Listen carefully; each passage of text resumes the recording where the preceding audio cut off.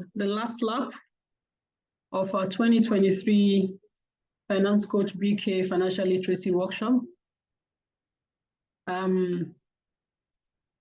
Before we get started, I like to always put it on the table that some of the things we'll be teaching you will require you to still take action and do some things for yourself to learn more. The purpose of the Finance Coach BK platform is to provide as much financial education as we can to enable people move to a higher level financially. So I have my website where I have articles. I try to share financial lessons and tutorials on a daily basis via my Instagram page and my Facebook page. And then recordings of past money conversations and workshops are available on my YouTube page, Finance Coach BK. Now we're going to try and make as much use as we can of our time today. So quickly, I'm going to introduce our speaker, our first speaker for today. Her name is Sayo Adenaiki, and she'll be teaching us and giving us tutorials on how to understand credits, borrowing, and how we can leverage debt to build wealth. I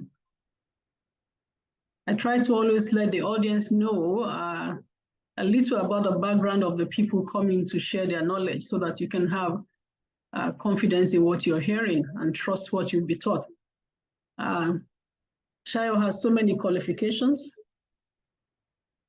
She has CPA, she has ACMA, she has CGMA, she has ACA. Wow. Sayo is a finance leader who is highly skilled in leading high-performing finance teams and delivering exceptional results. She's a licensed chartered accountant across 3 continents and has a depth of finance and accounting knowledge. She is the founder of the Finance Mom on Instagram. That's her handle on Instagram, the Finance Mom on Instagram. And just like Finance Coach BK platform, she shares personal finance knowledge and she seeks to help people attain financial freedom. Sayo is married to Tola and they have 4 beautiful children. Sayo, we welcome you to our platform today.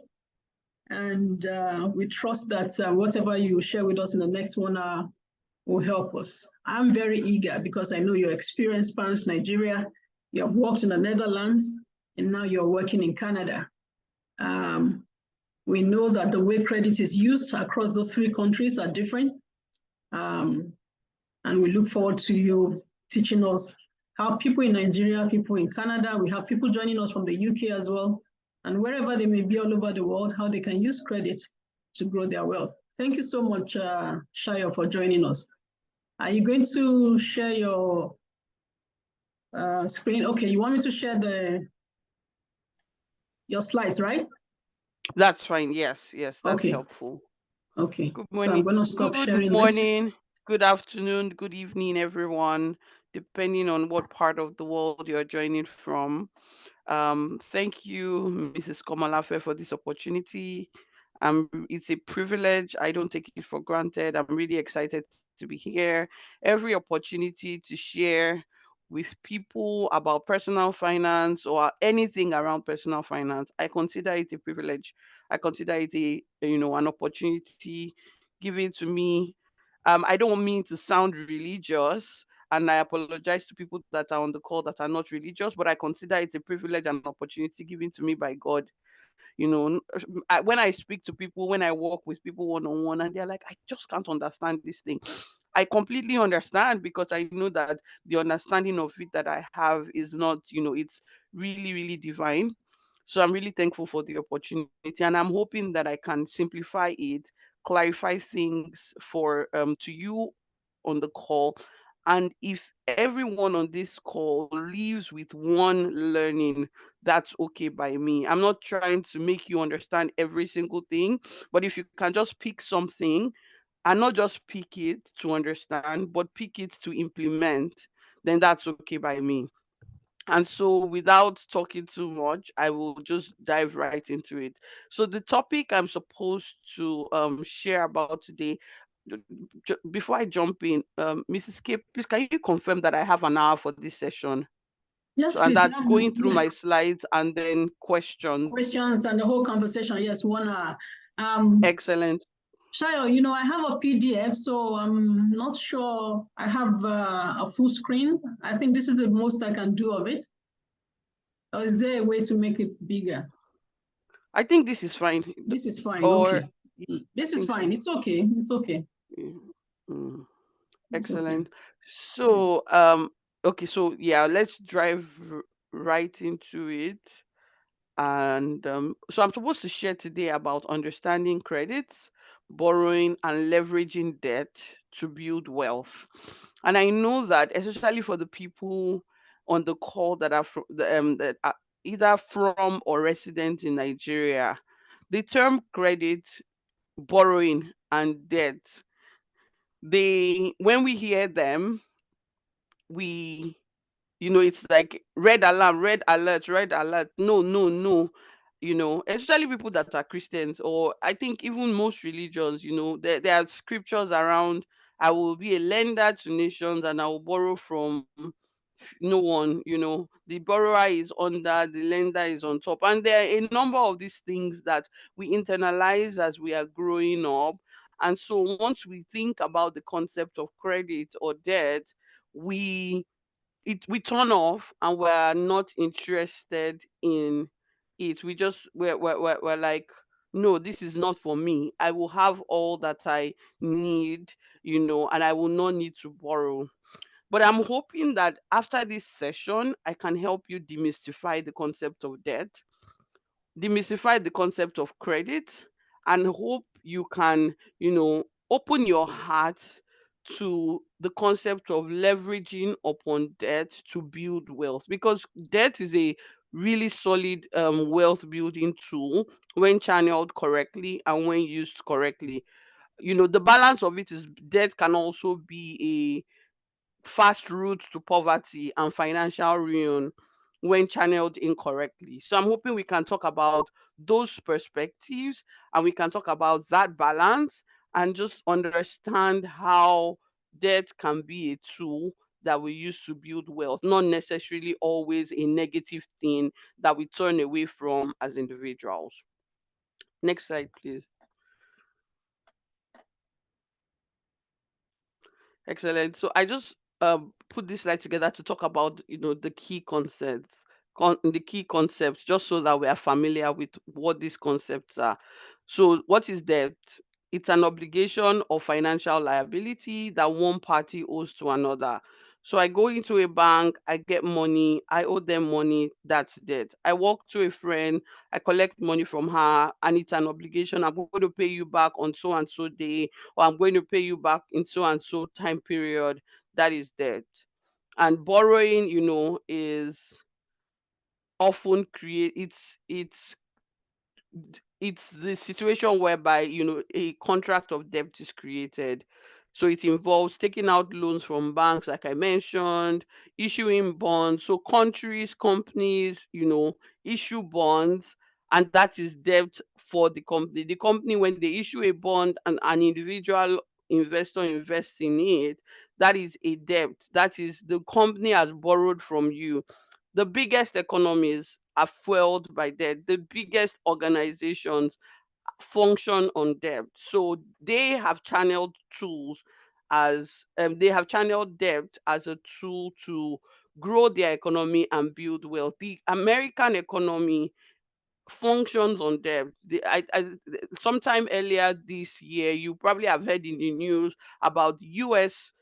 United States, crossing some debt ceilings and their rating being downgraded by S&P, which is one of the rating agencies, just because the country was getting on more and more debt. And I'm sure some people at the time would have been saying, okay, Mrs. K, I think someone is giving tips in the chat Yeah, room I'm trying to about ways. say Control Okay. and L to see if we can get a full screen. No.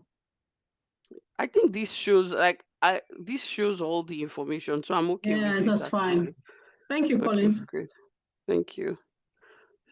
So I was saying, so the so someone may have heard that and said, even America, as big as they are, as developed as they are, they also have debt. Because when we talk about debt from a Nigerian perspective, we're talking about um, Nigeria is in debt and we can't pay it, and it has a negative connotation to it. And so some people are surprised that the biggest economy like the UK, the US, and European economies, Nigeria, Canada, and these big countries actually have debt.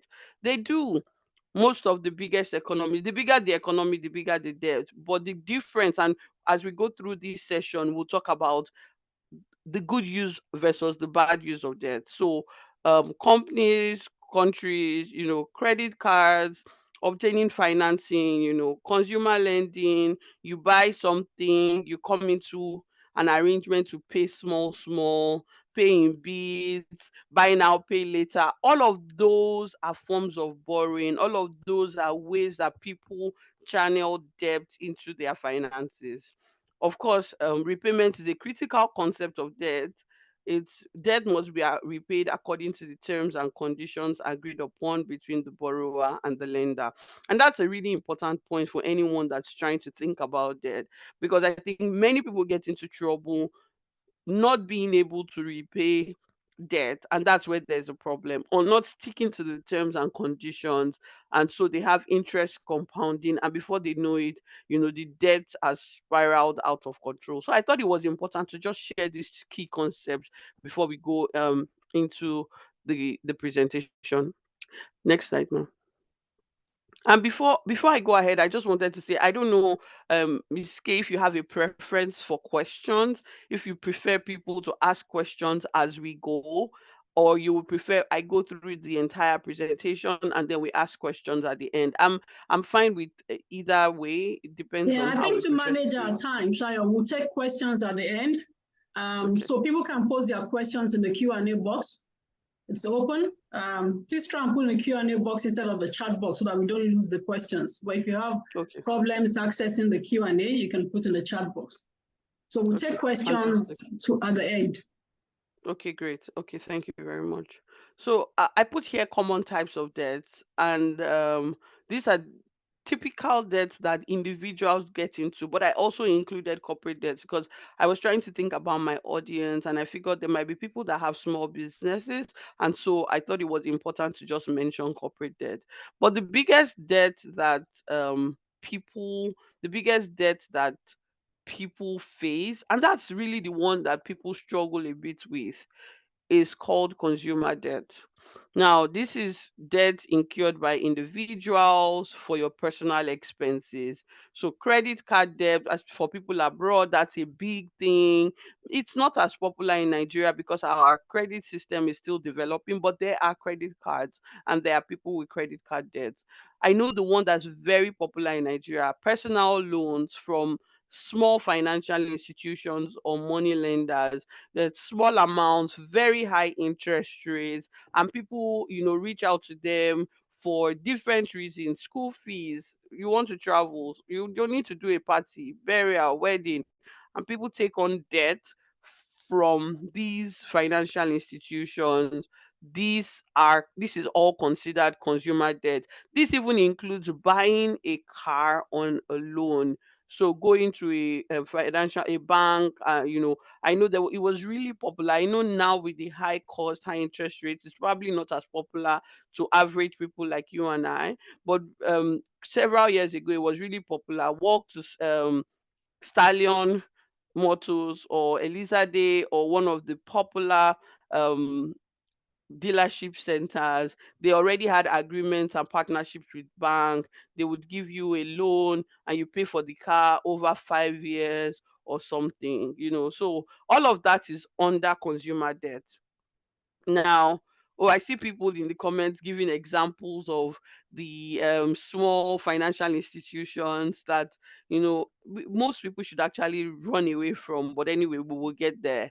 Now, corporate debt is debt that is taken on by businesses to finance their operations, expansion, and capital investment. And one critical point I always note on corporate debt is that I never recommend getting debt to start a business. I believe that to start a business, you should finance it with your savings or contribution from partners. You need to start it on equity. Now, corporate debt can be taken on when you need to expand. So the business is already costing. The business is already in a good place. You already know how revenue is generated. You already have a standard place for the business. And then you decide, okay, we need to expand. We need to scale this business to the next level. Then we can think about getting corporate debt, to finance expansion and all of that. So that's that about corporate debt. The next one, which is really popular outside Nigeria, and I think it's becoming more and more popular in Nigeria, it's called mortgages, and this is a loan that is used to purchase property. It's used to purchase real estate, either personal property or an investment property, that's like rental real estate or a commercial property. So all loans that are taken to finance property are considered mortgages. Mortgages typically are low interest and they are repaid over a long period of time. I know that in Nigeria, the N- NHF, National Housing Fund, they make mortgages available to people that contribute into them at fairly reasonable cost than traditional banks. But sometimes, depending on what the rates are, mortgages can be okay. Let's not go into good or bad, but mortgages are a really common type of debt, especially in more developed economies, just simply because housing is really expensive. The cost of housing is high, and so most people have to rely on financing from the banks to fund their mortgages. And then the last one is student loans. So student loans are loans taken out by students to finance their education, which is not very popular in Nigeria as well, but it's worthy of mentioning because I thought I was going to include it here. Firstly, because of JAPA and the impact of JAPA on a lot of people. Many people are taking student loans or even non-traditional loans to finance their studies. For people that live outside Nigeria, student loans are very popular, and people take loans to finance their university education or post-secondary education or post-university education, and then they pay it off, as they work, they pay off the debt and all of that. So I've mentioned these four common types of debt. There are several other types of debt. In fact, in Nigeria, I've heard that there are even JAPA loans now. If you want to relocate, you can reach out to a finance institution and they will fund your proof of funds. There are several other types of debt, but I thought to mention these four because I think they are more applicable to retail investment, to retail investors and to individuals like you and I. Next slide, please, ma'am. So I wanted to talk about good debt versus bad debt, and I decided to talk about types of debt before talking about good versus bad debt, because many times when people think about debt, they only think about the fact that debt is bad. And then for people that talk about good debt and bad debt, most times they say, oh, a mortgage is good debt, a student loan is good debt, but a credit card is bad debt. Financing a car is bad debt. We give such broad, or no, more like such narrow distinguishing factors between good and bad debt. But I thought I should just explore a bit on this topic just so that I can help people understand that no debt is inherently good and no debt is inherently bad.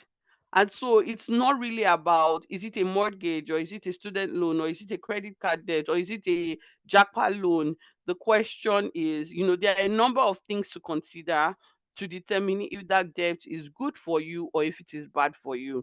So it says here that debt can be a useful financial tool when used wisely. And I think I said that at the beginning. It allows individuals and businesses make purchases or investments they might not otherwise afford. However, excessive or mismanaged debt can lead to financial difficulties or even financial ruin. And I know that's a bit dramatic, but it's just important to explain how significant debt can be to your finances. It can be really good, but it can also be devastating and disastrous. So good debt and bad debt are used to categorize different types of debt based on their potential to benefit or harm you, or harm your financial situation. These classifications may not be universal and can vary depending on your individual circumstances and financial goals. I think the critical thing to know is that a good debt can be a debt that is invested in assets.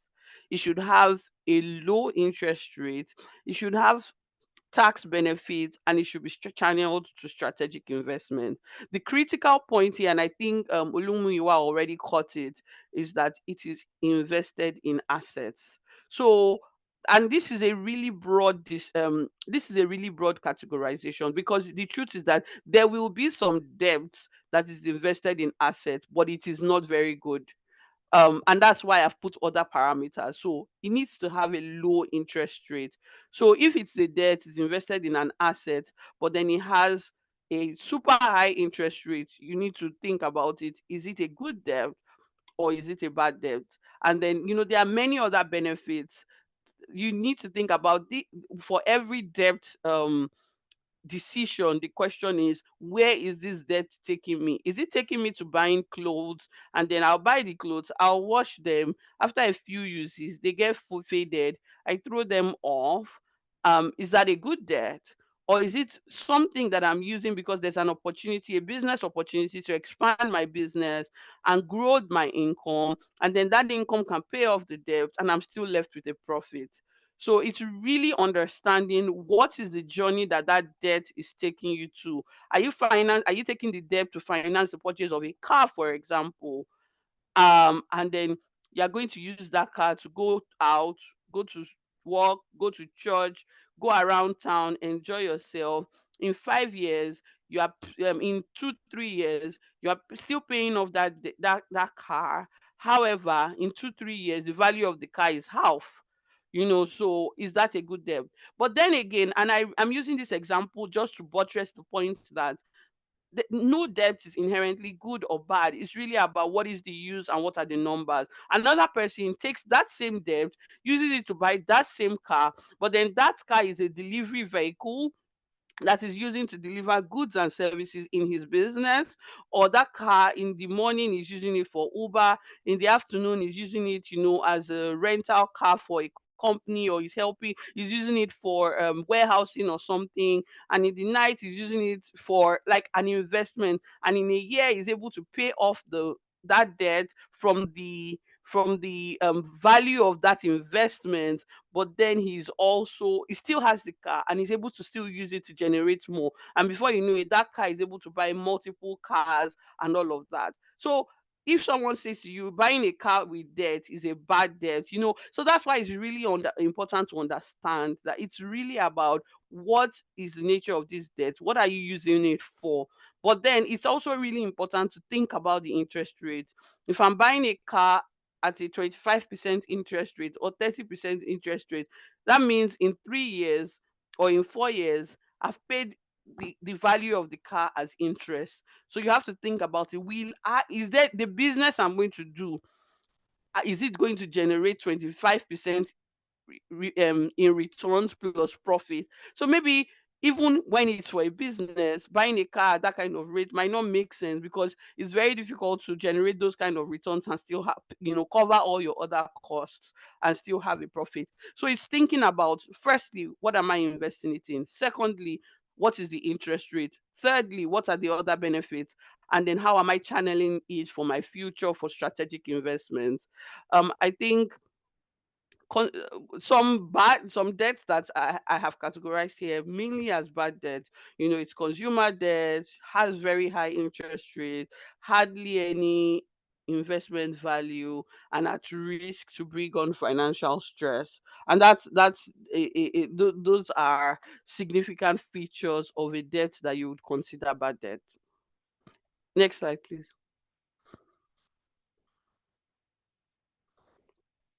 And so I know that the purpose of this session is to talk about debts and credit and how to channel that into building wealth.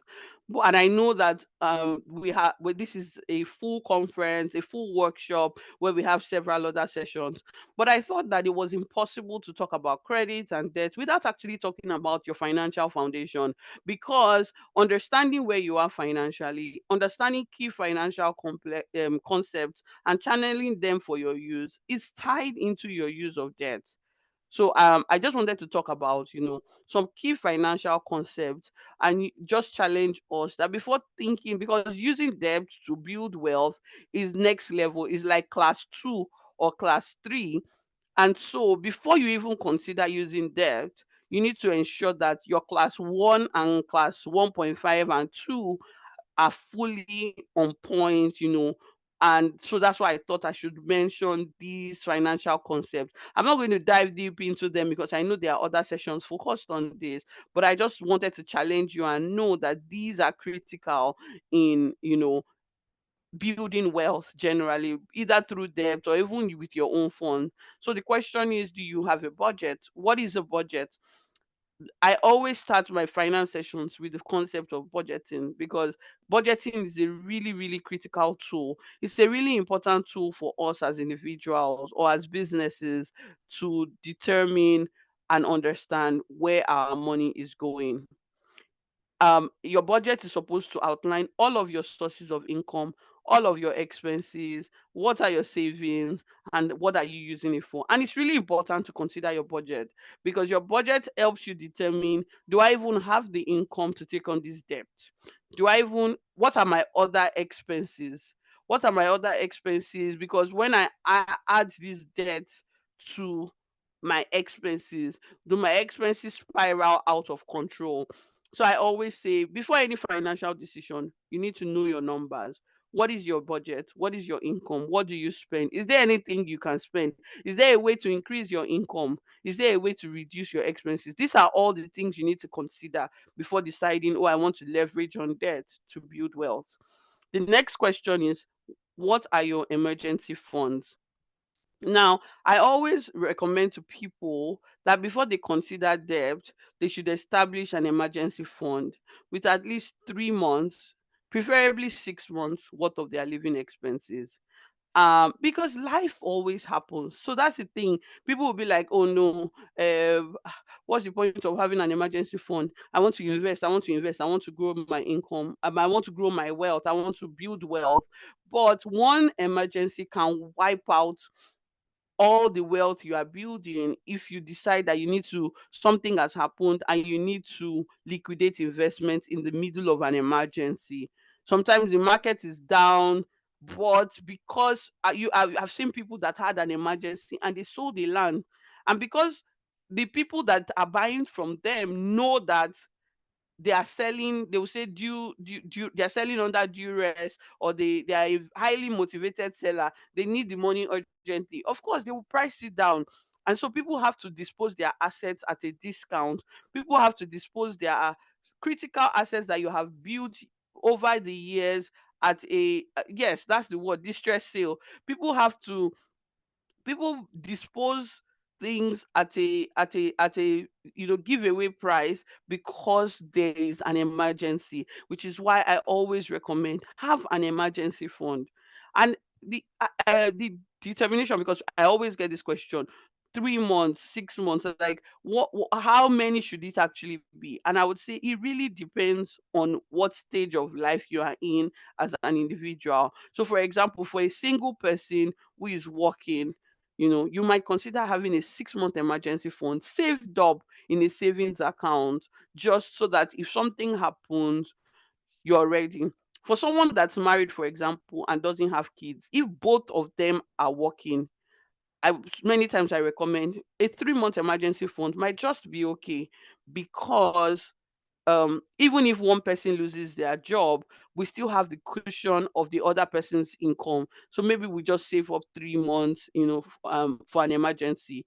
Another situation when people begin to have kids, so it really depends on your situation in life. When people, for example, are relocating, I say have minimum 6 months, maybe even 1 year emergency fund, because you don't know what you are going to meet. You might be getting there and you don't get a job immediately, or you don't settle immediately, what do you rely on? It's your emergency fund. We know what happened in the year 2020. COVID happened, businesses closed, people lost jobs, and a lot of people went to begging. A lot of people went to, a state of disarray in that period simply because they did not have emergency fund. Now imagine that kind of person, no emergency fund, the business is shut down, and the person has debt on top of that. The financial institution will come and pack everything that you have. And that's because the person did not have emergency fund. Because if you have an emergency fund, that is the time to lean on them. So I always recommend, before thinking about using debt to build wealth, have your emergency fund. It's really, really critical. The next thing is know your numbers. Now, in fact, when I work with people and when I talk to them, the first thing I ask, when someone say, "Oh, I want to grow wealth, I want to invest, I want to do this, I want to do that." Okay, no problem. What are you worth currently? That's my first question. What is your current net worth? And when they say, I don't know, I don't know, then I know that, okay, you know what, this person, in fact, this is class zero, not class one, like I talked about. When we read all these reports about Elon Musk, Bill Gates. Elon Musk is worth so and so $1 billion. Bill Gates is worth so and so $1 billion. Warren Buffett and all of these people. How do they know what they are worth? It's because they measured it, they calculated it. And knowing your numbers, knowing your net worth, measuring, calculating your net worth is extremely critical if you're on a journey to build wealth. Someone might say, why, what's the point in measuring? Let me just be building the wealth. Eventually, if this is actually a joke that someone said to me, eventually, if I don't calculate my net worth, Forbes, when I really, really build wealth and I blow, Forbes will help me calculate it and I will know it then. So there's no need focusing on calculating your net worth. But I put here, and someone has also indicated in the chat room, what you don't measure, you cannot grow. What you don't know, you cannot grow. Because so the thing about doing your net worth is that it's like a report card booklet put in front of you. Now, when you do, maybe I should just go into it very briefly. I'm not trying to go away from the subject, but I think it's really critical to think about this before thinking about leveraging debt to build wealth. Now, the thing about your net worth, what is your net worth? Your net worth is what do you own less what do you owe. That is your assets minus your liabilities. What do you own? So do you have a house? Do you have a car? Do you have cash in the bank? Do you have an investment? Do you have a business? Listing all of that and putting a financial value to it, and then taking out all of your debt. What do you owe? What do you owe your brother, your friend, your bank? And then coming to a net amount. That is your net worth. And it's okay if the net worth is negative, as long as you know. I saw here someone say sometimes we are scared to measure, and I understand it. I know people that they did their net worth and it was negative. In fact, it was much more negative than they ever imagined. Oh wow, I had no idea I was this much in the red. And I always say to them, don't worry about it. As long as you know, there's no point living in denial. There's no point feeling, oh, I don't know. Let me just be working to come out of that debt. Or if I know it, it will give me high blood pressure. No, the point is, at least I know what I'm working towards. When you measure your net worth, when you know your net worth, it empowers you. Oh, I remember the first time I did my net worth computation. I was like, wow, I would have thought we would have more than this. Why is this so low? I've been doing this for this long. I've been working here for this long. I was thinking about, I was expecting that I'll have a lot more. Well, rude shock, it was low. And so it helped me, guided me. It would guide me when I'm about to make a financial decision. Because every financial decision you make, every money you pay, every outflow, every inflow, it has an immediate impact on your net worth. You walk to the market and you buy food. That's an instant net worth reduction. Are we saying now that we will not buy food because we don't want to reduce our net worth? Absolutely not. That's not what I'm saying. But the moment the money goes out of your hand to somebody else, your net worth has gone down. The point is that if you now have cash generating assets, or you have an income generating business, or you have a job that is paying you an income, the moment your salary comes in, that is a net worth what increase. Now, what as individuals we need to focus on ensuring that our net worth reduction is less than our net worth increases. So the things taking money out of your hand is lower than the things bringing money into your hand, and that's how the net worth grows. But if you are not measuring it, you'll be paying spending more than you are earning, and you are feeling like, oh, I don't have money. So focusing on those numbers, knowing your asset base. What is my annual income? Many times, like when people reach out to me and say, okay, let's do a session, and the first question I ask them, what is your net worth? What is your annual income? They will say, ah, no, they will say, oh, if it's people that have, maybe they have a paid employment, their annual income on their employment letter is 10 million naira or 5 million naira or something. They will say, oh, my annual income is 10 million. I'm like, no, I want your net income. How much do you earn after taxes, NHF, all deductions? Most people don't know those numbers. Those are numbers you need to have at the tip of your hand if you are serious about your money, if you are serious about your numbers. What are your annual expenses? What did you spend on food in the year 2020? Or in the year 2021? How are you able to compare that? Why is this cost is going up now? I expect anybody that is tracking their expenses in Nigeria that this year your fuel cost will spike significantly. And so when you are doing a trend analysis, if you have been tracking 2021 in total, I spent, I don't know, 120,000 on gas, on fuel.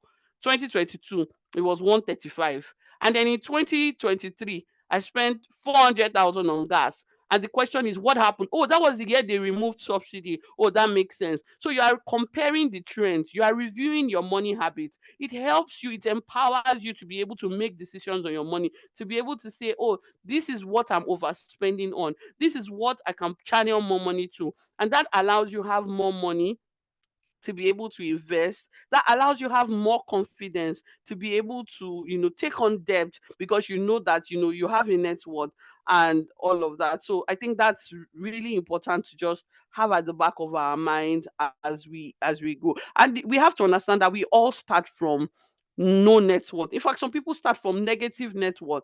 So it's not about, oh, we must have it all today. It's not about we must have a high net worth today. The question is, do you have the knowledge, so that, because the money will come, keep making the right decisions, keep trying, keep praying to God for grace, keep pushing hard, the money will come. But for many people, a high income does not mean a high net worth. There are many people with super high incomes that have extremely low net worth. There are many people with super high income, but they are drowning in debt. So a low income is not an excuse. The knowledge is the power, so that when the income comes, you would channel the right behaviors, the correct behaviors, to use them correctly. Next slide, please. And so we're back to leveraging debt to build wealth. And I think this is where the presentation just comes together. When you think about leveraging debt to build wealth, think about investing in assets, investing in income generating or appreciating assets, investing in things that will bring money. Don't take debt to invest or to pay for things that will be taking money out of you. There's no point. But when you consider using debt and investing in income generating assets, investing in appreciating assets, what are examples of income generating assets? A business, a rental property. So you invest money, you take debt, you buy a house, and then you use the rent from the tenants to pay off the house. And then at the end of the mortgage term, you have a house fully paid off by rent from somebody else. And now the property is all yours. You will now be collecting the rent, and that money is going into your pocket because the mortgage is paid off. That is how to use debt to fund, um, to build your wealth, your long term wealth. Some people use debt to buy stocks. I'm not a big fan of using debt to buy stocks, but it has worked for some. And then they're able to pay back the debt from the dividends and the capital gains from the stocks. Once they've paid off the debt, the stock is their own. Nobody's going to collect the stock from them. It's paid off, and then they can enjoy the stock for the rest of their life. Some people use debt to finance to grow small businesses. I said earlier, I'm not a big fan of using debt to start up small businesses, but people use debt to scale their businesses. You have only one shop, you want to scale it to two, to three. You borrow some money, get a shop, and then you use the revenue from that shop, pay off the debt. Once the debt is paid off, you still have your shop, and then boom, that shop, the money from that shop, it's no more paying debt, it's all for you. That's how to use debt to pay off your debt. So always remember, we're only using debt to invest in assets. And also remember, as you invest, you have to diversify your investment to spread risk. Don't put borrowed funds into a single asset or investment class. It's really, really important. Always have a long-term perspective, and this is important for all investments. Don't think only about today. The problem with impatience, I've seen a lot of people impatient with investments. They expect it now, now, now. Building wealth, not just through leverage, but even more through leverage, it requires a long-term approach, because many times you take a loan for 5 years, 10 years, a mortgage sometimes 25 years. So how do you think short-term with something like that? You take a 5-year business loan, you pay it off within 5 years. Within those 5 years, you are paying it off. It might be painful. You might not be able to eat anything from that business. You might not be able to use those profits for your personal gain, because a lot of it will be going towards the debt repayment. But that patience and that long-term view of things will help you push through. And once that loan is paid off, boom, you can pivot to actually beginning to enjoy it. So always be patient, always have a long-term perspective to wealth building. Don't think any wealth that you can build in 2 days, the thing about it is it can also go in 2 days. Any wealth that is sharp, sharp, it also goes sharp, sharp. And we have a lot of those kind of examples in our economy. We have a lot in Nigeria and even across the world, Ponzi schemes, bad investments, people just put their money, expect it. They will say, put it now, you expect times two tomorrow. It's not sustainable. No investment is built that way. If if anybody knows anything that can double your income in 2 days or in 2 weeks or in 2 months or even in 2 years, that person will not share that secret with you. It will be absolutely novel. He will keep it for himself, his family members, and his children. It will not call you to it, because it will be something that is completely unheard of or unseen in the financial world. So anyone that is telling you that, just know that the person is trying to scam you or steal your money. Don't go there. Think about, have a long-term perspective to wealth building. Wealth building is about building little blocks, day by day, little blocks, month by month, year by year, and allowing time and compound interest do the magic. Allowing time and compound interest to work on that money, and then it grows over the long term. So yeah, um, next slide, please. So I think it's just important to remember that as we build wealth, either with debt or without debt. So other important points to share, and I'm almost wrapping up. I want us to have adequate time to tackle questions and discuss any other thing anyone wants to ask about debt, but also about investing and long-term wealth building. So other important points to remember.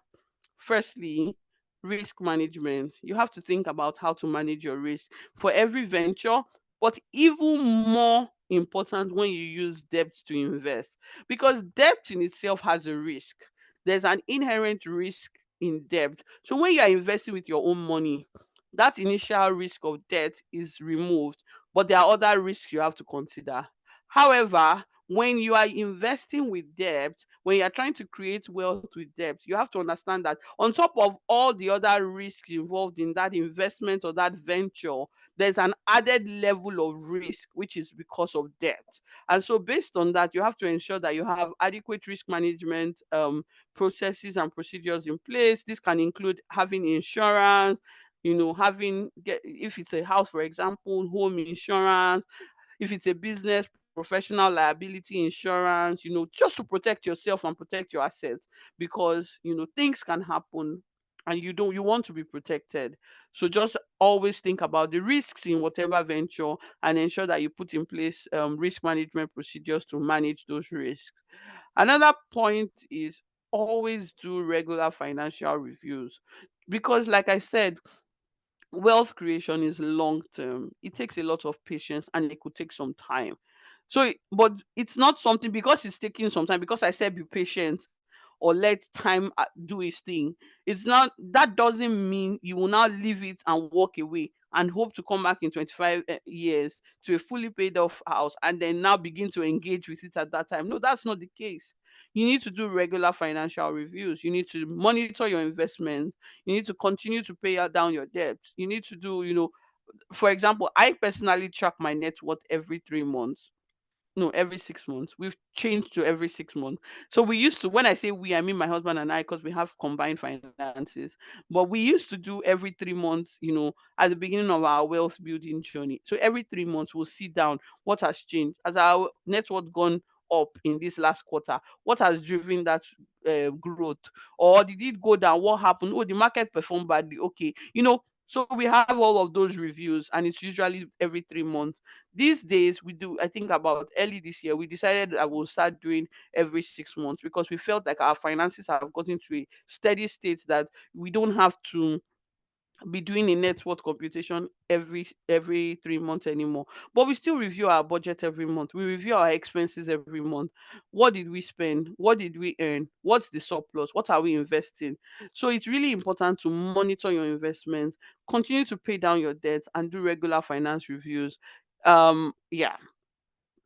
Then seek guidance. Don't walk alone. Consider consulting with a finance advisor or a financial planner, and it can just be a friend that knows what they are doing. I always say, and I jokingly say this, everybody needs a friendly accountant or finance advisor, a friendly doctor, a friendly lawyer, people that you can are on your beck and call, that you can just call and say, please, oh, I need help with this. Can you guide me on this? These are really important connections that you have in your inner circle, people that you can trust to advise you and to guide you correctly. Next slide, please. We're almost wrapping up. I'm aware of the time. Okay, yes, perfect. So this is the last slide. So the conclusion, overall, debt is a double-edged sword. It can be a valuable resource when used responsibly, but it can also be financially burdensome when not managed properly. It is essential for individuals and organizations to carefully consider their financial situations and objectives before taking on debt. In summary, remember, leveraging debt to build wealth carries inherent risks, and there are no guarantees of financial success. It is crucial to have a clear strategy, a diversified portfolio, and the ability to weather market fluctuations.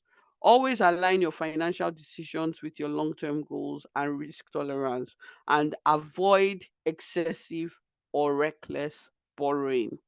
So that's the conclusion of our conversation here. Thank you so much for your time. Thank you for listening. I hope you picked something, and I think I'm happy to take questions now. Thank you very much, Sayo. My friends around the call, yes, thank you, Joshua. Can you please give her a virtual hand clap? I think I'm the only one that can clap here that she would hear, because others are muted. Thank you so much, Sayo. You haven't disappointed at all. As I was listening to you, I was just saying, why didn't I hear Sayo like 15 years ago? Sayo, I'm a Christian, you're a Christian, and I've said to participants over, this 2023 workshop that I am a person that used to think that debt is a bad thing from the faith point of view. And, some of us are lucky, God, things worked out without us leveraging on debt early, until I think maybe 5 or 6 years ago, I didn't really know most of the things that you're saying. And the essence of this workshop and everything that we do on the Finance Coach BK platform is for people to learn from our mistakes, people to do things better than us, people to, you know, progress financially and pick lessons as much as possible. And I thank you, Sayo, and the other panelists and facilitators in this workshop. I thank you so much because you have done this absolutely selflessly. You've done it in spite of your work pressure. You didn't even hesitate when I asked you to please join us this year. Thank you so much. You've done more than justice to the topic. And thank you for also sharing, though gently, with us that you do things jointly with your husband. I'm going to come to the questions in the Q&A, but I do have a question for you before I go to what I have in the box. So let's imagine a couple, okay, who are doing things together. And I'm asking these questions because I know some of my friends around the call are young and haven't yet married, and I recognize that there are some also that are married around the call. So imagine a couple. One is they're doing things together. So we're going to look at two scenarios. So they're doing things together, like you and your husband, and one person goes out to take a facility or a credit. How do you recommend that couples manage debt and credits like that? Okay. Thank you very much. That's a really good question. So for the people that are married in the call, what I'm about to say is not applicable. For the people that are unmarried in the call, so one of the things I say to single people when I meet them is that one of the most important financial decisions you will ever make in your life is the choice of whom to marry. And some people will be like, but now financial decision, that's a relationship decision, or maybe it's a life decision, or maybe, nobody thinks about it as a financial decision. People think only about it, oh, it's a relationship decision. But I say it with absolute clarity that the choice of who you get married to is one of the most important financial decisions you will ever make in your life. It can make you, it can marry you, it can change the course of your life financially for the rest of your life. So think about it really carefully when making that choice, because that person holds the key to your financial future and to wealth building. So I said that for the single people, just to lay a foundation that it's really important to be aligned financially when you are married to someone. It's really important. So marrying right is really critical.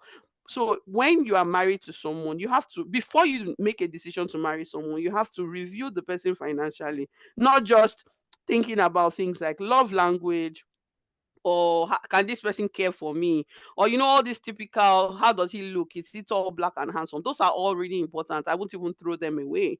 But more important is, what is this person's stand on finances? What are these person's values? Can I trust the person with my finances? Because choosing to marry someone is choosing to be financially vulnerable to the person. It's choosing to tie yourself with another individual financially.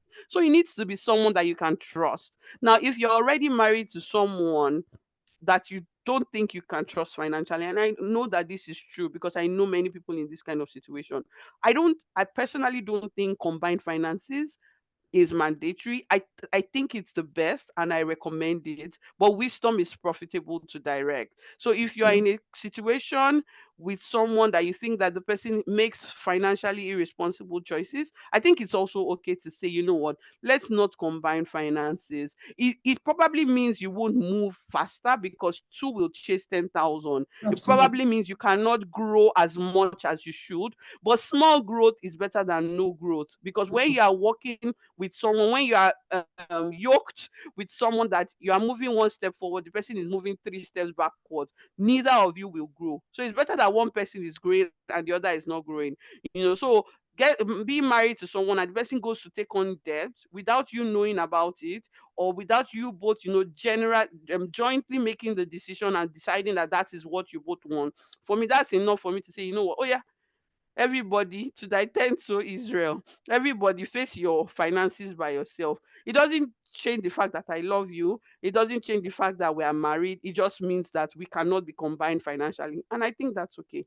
But this is an unpopular opinion, because I'm sure a pastor will say, no, whatever it is, work together. So this is not a spiritual advice. This is a financial advice. Thank you very much, Sayo. You'll be surprised to hear that pastors are becoming extremely financially responsible. because a kind and a fair pastor will say the two should not be financially responsible, and so will not force joint accounts.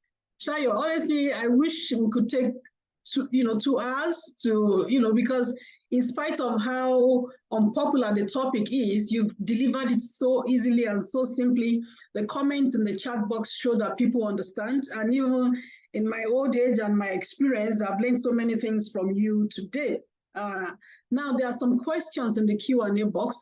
Some of them are similar, like maybe you want to just do a quick explanation because you talked about net worth. So there are 2 people have asked, Joy Ige and Adewale Oluyede are both asking, how do we calculate our net worth? Just quickly, I think you tried to explain it, maybe you simplify it for them.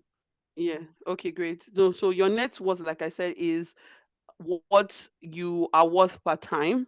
So to calculate it, you need to just list all of your assets. So I see someone saying your source of income is not steady, you are still saving, you've not invested. All of that is not critical. Your source of income is not critical for the net worth computation. Your net worth is simply you highlighting, outlining all that you own.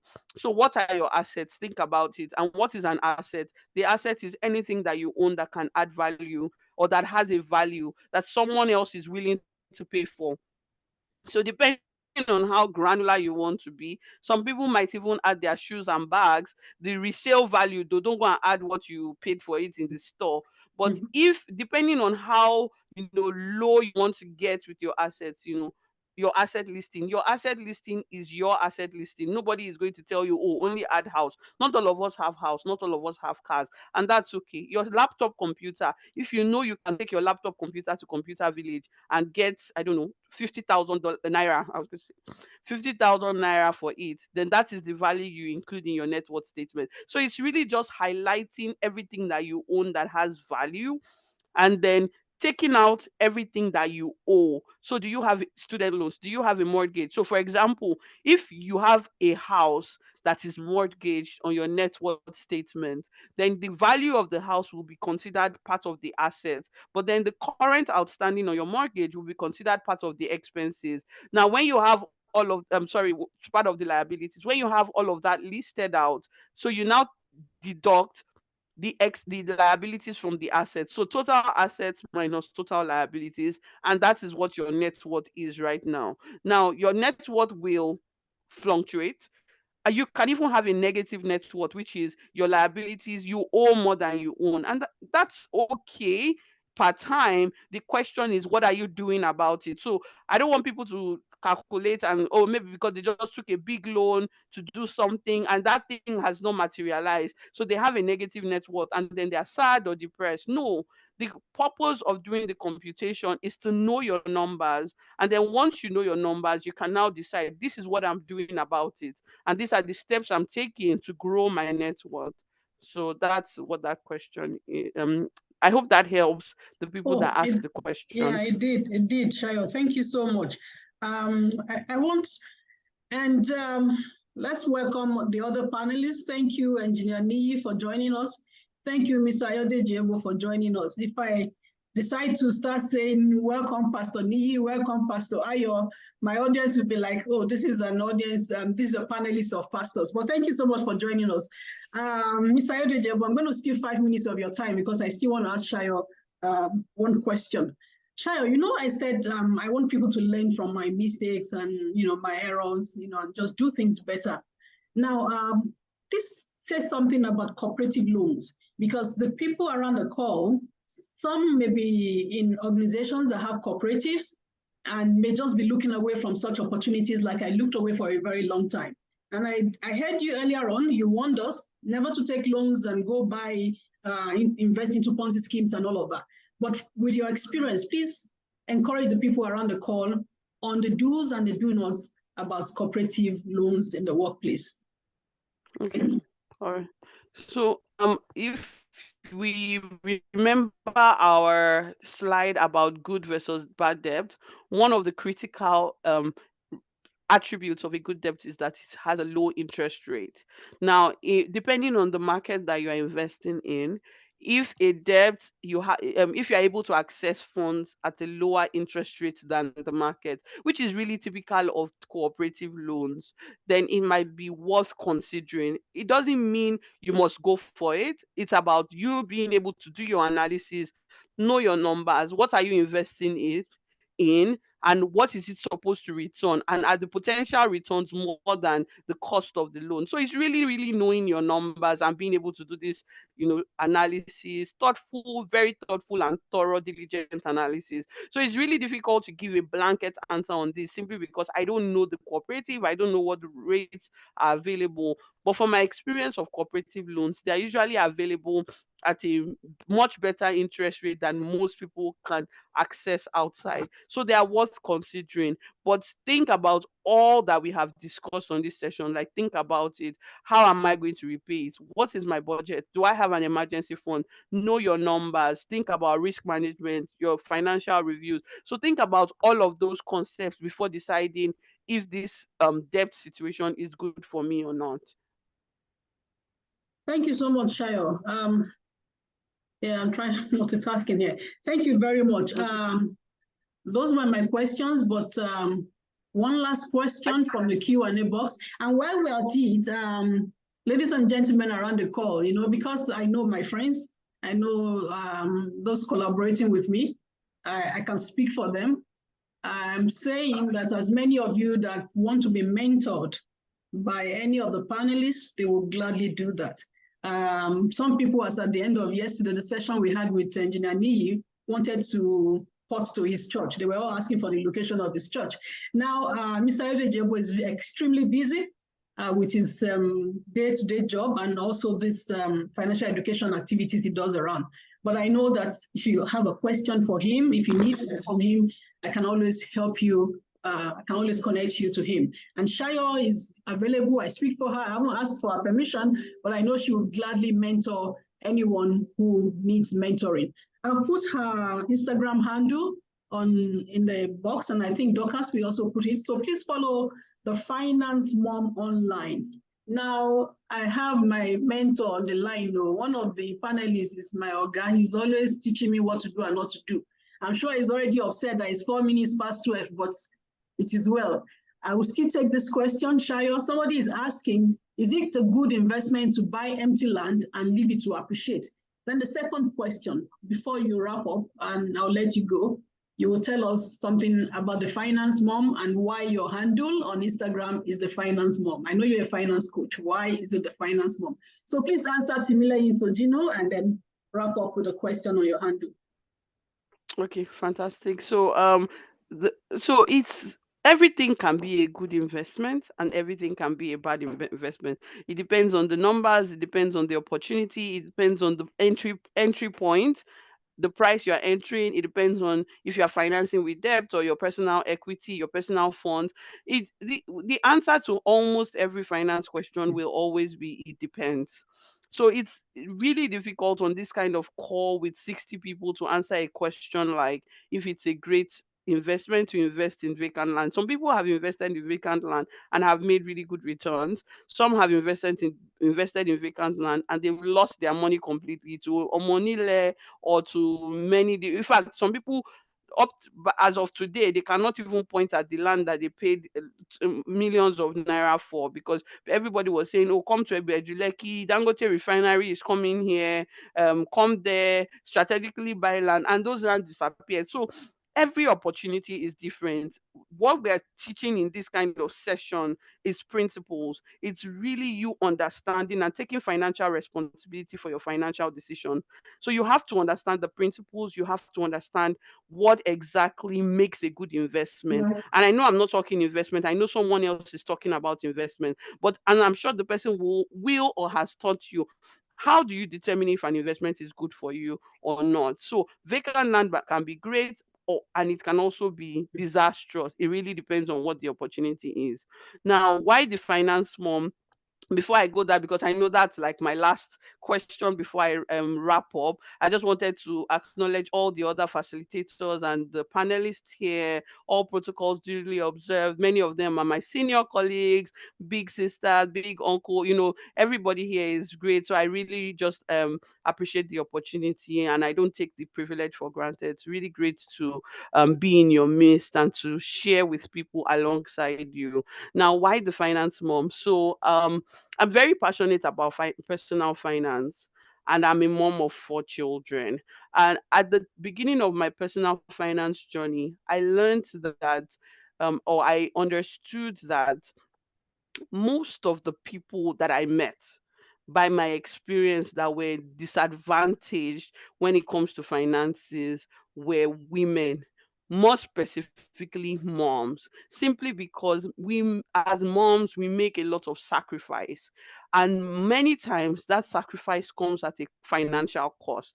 Many moms choose not to work because they want to stay at home with their kids. Many moms choose not to work because their husband said no work, focus on the children. Many moms lose their jobs because they are pregnant and they have to take maternity leave, or they even get passed over on opportunities because they are pregnant, or and there's a potential they will take a leave. I've even heard people not accepting single women because the person is already thinking about a future where they are going to get pregnant and take maternity leave. Many of us have to pass on promotions, pass on opportunities to relocate because we have young children. Many of us make excuses at work. We will be getting late. Oh, I'm sorry, I have to go to the hospital. And all of these decisions, all of these actions could have either a direct or an indirect impact on our finances. And so I really wanted to identify as a mom, to understand and to show my audience that it's possible as a mom, in spite of all these challenges, which are valid and true, to still thrive financially, to still grow wealth. So moms can be rich, moms can be wealthy. And that's why I chose to be called the finance mom, because I'm a mom, but I'm on a journey to financial freedom. And so being a mom does not is not a curse, or it's not an hindrance to financial independence. I can still grow wealth even as a mom. And so that's the messaging behind my name. Thank you so much, Sayo. Thank you so much. Please, my friends around the call, give her that virtual hand clap again. Thank you so much, Sayo. I'm grateful, and I pray that the good Lord that you trust will be the one to reward you for what you've done today. Thank you so very much. Samuel Fatoye and any other person who's asked a question in the chat box, I will get you responses. I would customize your responses and send to you by email. Thank you for asking those questions and keeping the session active. Yes, Alina, thank you so much. Yes, should we call Pastor Ayo the biggest masquerade or the big masquerade? He's going to wrap up this work.